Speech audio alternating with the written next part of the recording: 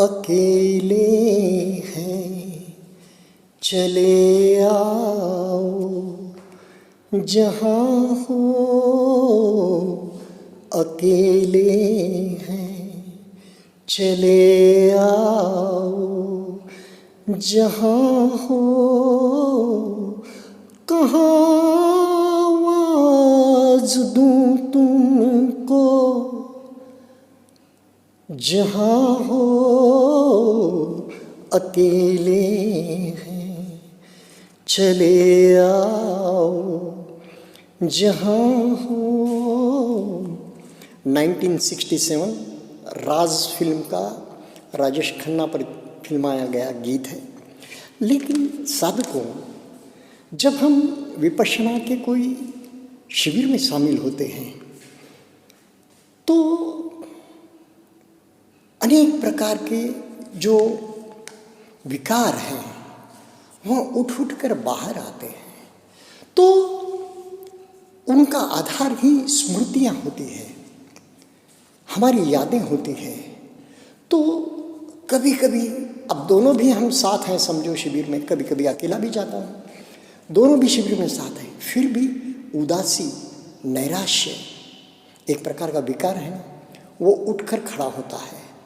तो कभी तो भी बचपन में सुना हुआ ऐसा ही गीत, यानी कि सन्नाटा है, श्मशान है और बस हम निराशा में यह गीत बजने लगता है, तो संवेदनाओं के साथ है या फिर आनापान के साथ है, सांसों के साथ है।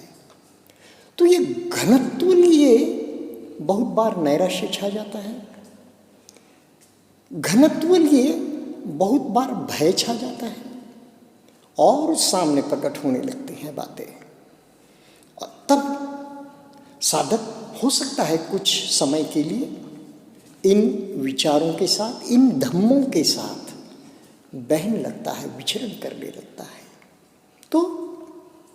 तो होता यह है कि हम भाव आगे बढ़ा रहे हैं, लेकिन एक ओर तो रो रहा है करुणा से और दूसरी ओर जान रहा है संवेदनाओं को, तो निश्चित रूप से कर्मों की निर्जरा हो रही है।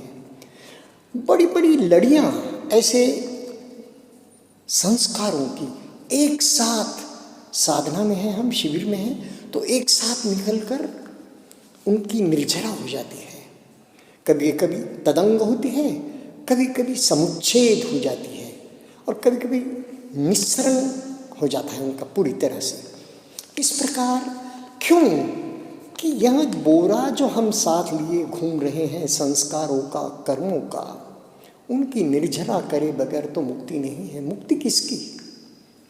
तो आइए, जब यश शर्मा जी ने मुझे पूछा कि सिर्फ प्रतिक्रिया नहीं करना ही समता है ना संवेदनाओं की, तो इस विषय में मैं कहना चाहूँगा कि गुरु जी की माइंड एंड मैटर नाम की एक प्रवचन की 20 मिनट की शायद एक व्याख्या है, वह बड़ी दिलचस्प है। माइंड एंड मैटर पहले कैसेट होती थी, अब सीडी फॉर्म में होगी या फिर ऑनलाइन पर भी होगी वो, तो वह अवश्य सुने। फिर डूइंग टाइम विपश्यना टाइम वह भी सुने। गुरुदेव का मार्गदर्शन बहुत बहुत सुंदर मार्गदर्शन है। तो अब जब वे कहते हैं कि समता, तटस्थ भाव, यानी कि स्थितप्रज्ञता, यह प्रतिक्रिया न करने को ही कहते हैं ना, बिल्कुल सही।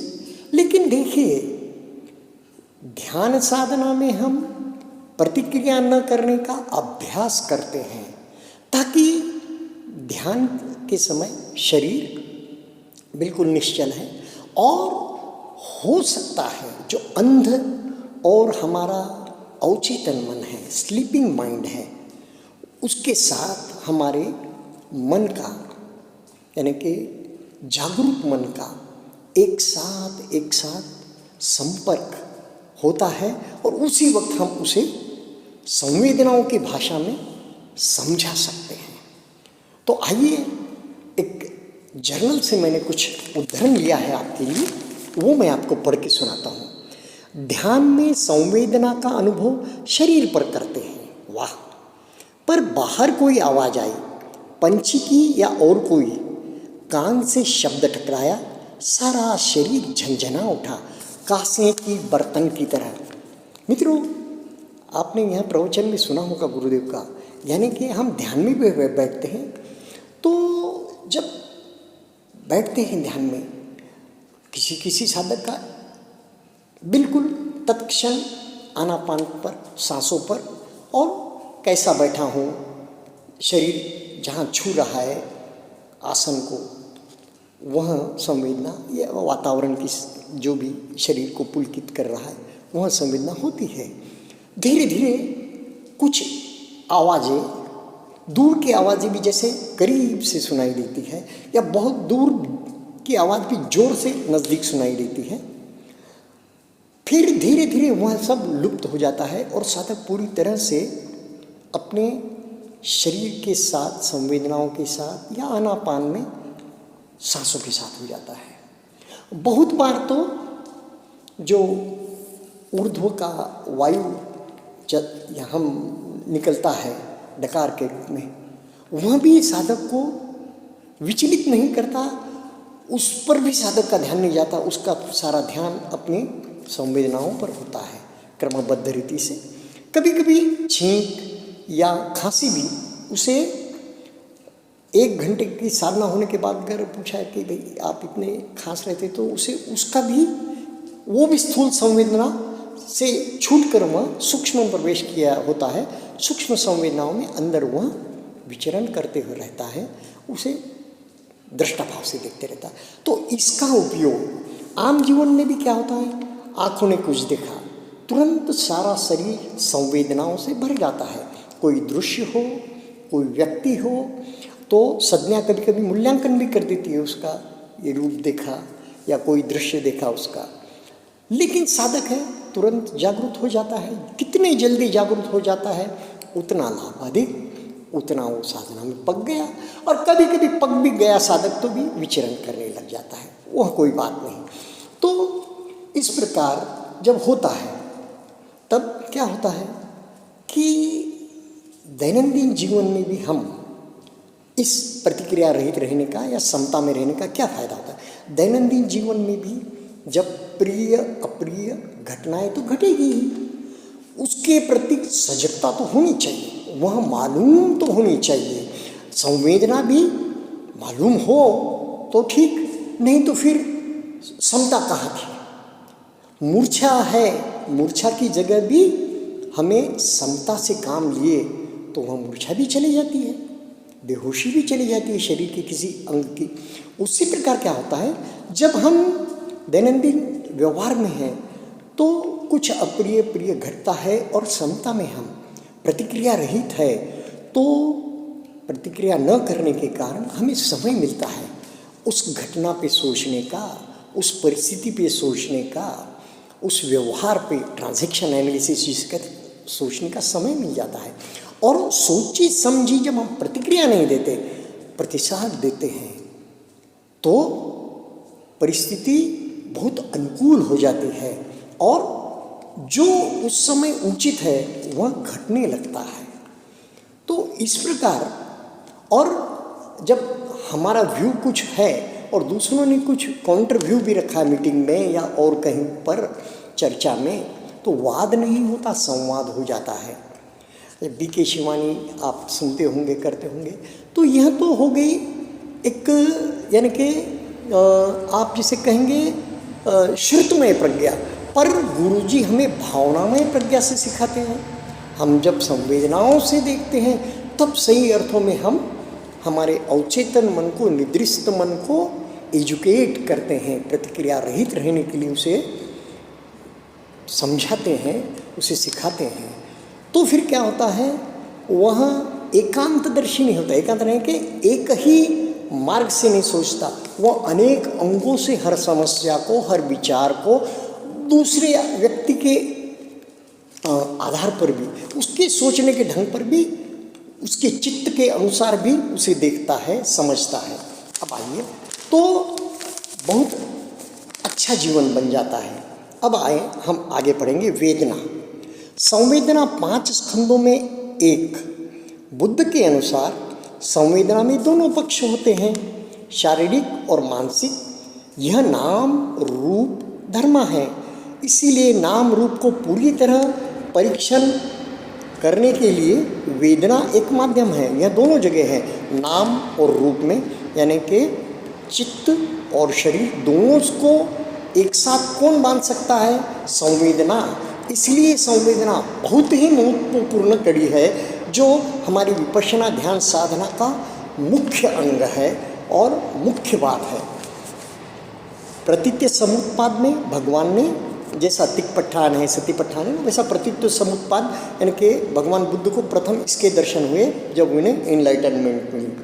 प्रतीत्य समुत्पाद में भगवान ने दुख का कारण तृष्णा को कहा है, जो वेदना के प्रतिक्रिया स्वरूप उत्पन्न होती है। वेदना को तटस्थ भाव से देखना सीखने पर कोई प्रतिक्रिया करना बंद कर सकता है और अपने अंदर अनित्यता का प्रत्यक्ष अनुभव कर सकता है। यह अनुभव वैराग्य के लिए, अनासक्ति के विकास के लिए आवश्यक है। वैराग्य से ही मुक्ति मिल सकती है।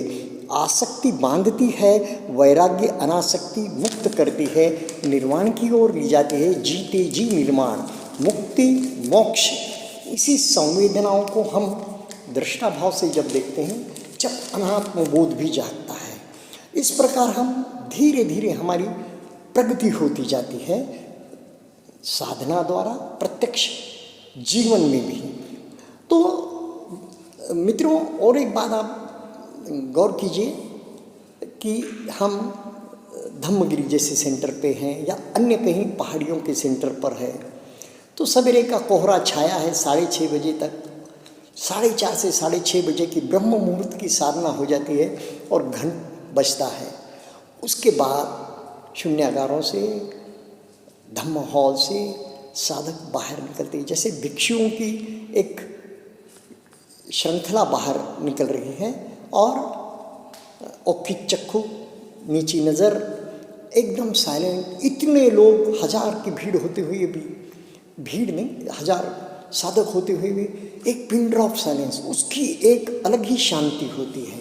जहाँ पर बहुत ज़्यादा साधक है लेकिन, या कम भी साधक है लेकिन मौन, पूरी तरह आर्य मौन में है, तो वो जो घटना है वो बहुत उत्साहित करती है, वह सवेरे का वातावरण वैसा। और जब सावन है या वर्षा ऋतु है, वर्षावास के जैसा, तो फिर तो धाराएं, ऊपर से धवल धाराएं बह रही है। चाहे कोई भी सेंटर हो, आकाश से पानी बरस रहा है। तैल धारावत ध्यान भी साधकों का शून्यागार में, धम्म हॉल में निरंतर चलते रहता है। बड़ा ही सुंदर एक अनुभव है। इसलिए 10 दिवसीय शिविर, सत्तिपट्ठान शिविर, दीर्घ शिविरों में अवश्य जाना चाहिए। अभी ये मैंने सिनेमा का गीत सुना है जब मैं 6-7 साल की उम्र का था। ऐसे ही अनेक घनीभूत हमारी जो पूर्व के संस्कार है, वह स्मृतियों के रूप में, यादों के रूप में उठ कर सामने आते हैं। तब जब साधक ऐसा करुण चित्त या कोई उदासी भरा या फिर कोई, यानी कि क्रोध भरा भी आ सकता है, भय का भी आ सकता है संस्कार, और उसके साथ कोई यादों के साथ वहाँ आता है, शरीर पर उसी प्रकार की संवेदनाएं चलती है और अनेक संस्कार एक साथ। आप प्रतिक्रिया रहित रहे, तटस्थ रहे, समता में रहे, स्थित प्रज्ञ रहे, तो अनेक संस्कार एक साथ कट जाते हैं, बहुत बड़ा बोझ हल्का हो जाता है। तो साधक मित्रों, इतना कहते हुए मैं ये कहूँगा कि जो आपको विपश्ची साधक के रूप में, गुरुदेव की विचारधारा के रूप में, विपश्यना की विचारधारा के रूप में ठीक लगे, वहाँ गुरुदेव की ही जूठन मैंने एक जगह लेकर आपको परोसी है। गुरुदेव की ही जूठन से मैंने आप तक विचार पहुँचाए हैं। बाकी जो भी त्रुटियाँ या कुछ गलत बता दिया होगा तो वो मेरी अपनी त्रुटियाँ हैं, उसे क्षमा करें। और आप समझ सकते हैं, साधक है तो, यानी कि जयेश भाई सोनी बहुत अच्छे आचार्य और हमारे मार्गदर्शक रहे। जब हम विपश्यना का सेवा में जाते थे तो वह कहते थे, याद करो अपना पहला शिविर, और सेवा में हर वक्त जब भी आप किसी नए साधक को, पुराने साधक को देखें, किस प्रकार जूझ रहा है वह अपने युद्ध को, किस प्रकार युद्ध में लगा है, निरंतरता से प्रयत्नरत है। सांस कितनी सरल साधना है, जैसा यश शर्मा जी कहते हैं ना कि बस समता में रहना कितनी सरल साधना है। आनापान सांसों का निरीक्षण, जो कि जन्म के पूर्व से ही, जब हम ओम से टुम तक हमारे साथ है, ओम से टुम तक हमारे साथ है, तो उसे भी नहीं जान पाता साधक, तो किस प्रकार नया साधक प्रयत्न करता है, परेशान होता है। फिर गुरुदेव कहते हैं शाम को करुण चित्त से मुस्कुरा कर देखिए कि भाई आपका मन सांसों पर एकाग्र नहीं हो रहा, मुस्कुराइए, फिर लग जाइए काम में, उदासी नहीं आनी चाहिए। तो इस प्रकार गुरुदेव प्रोत्साहित करते हैं। फिर भी साधक नया साधक है तो वह थोड़ा सा मन से टूट जाता है, तो उसके प्रति फिर अपना पुराना शिविर याद करके करुणा, अनंत मैत्री जागती है।